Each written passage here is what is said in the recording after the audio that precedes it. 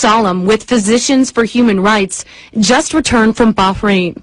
It is unlike anything that I have seen in my 20 years of investigating human rights and violations of medical neutrality. The types of abuses that are occurring are actually quite surreal. They're so horrific and so widespread and systematic. Salam says Bahraini security forces have arrested more than 30 doctors and medics, accusing them of harboring protesters.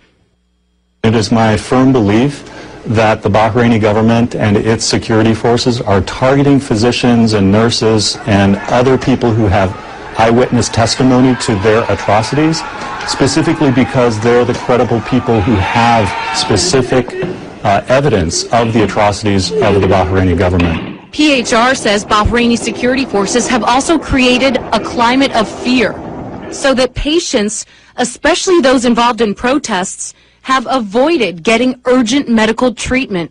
Patients are being tortured in these medical facilities. When we were in Bahrain about 3 weeks ago, we met protesters shot by security forces who said they were too scared to seek medical attention.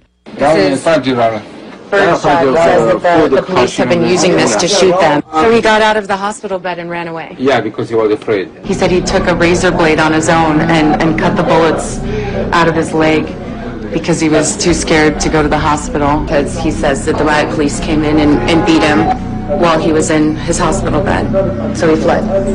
And he still has the bullet in his eye. He can't see? He can't see. Security forces took over the main hospital, Salmanaya, last month.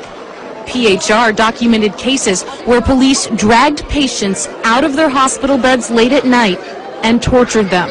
They were forced to confess to things that they did not do. For example, that Iran was behind the demonstrations, that Iran and other countries were handing out weapons. The Bahraini government has blamed Iran for backing the protesters.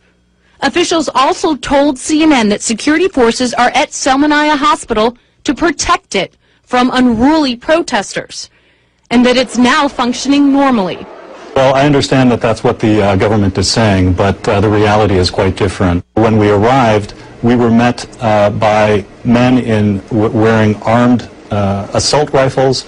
There was a heavy tank right in front of the emergency room. Salam says that when he and his team tried to enter the hospital, they were detained by security forces and then kicked out.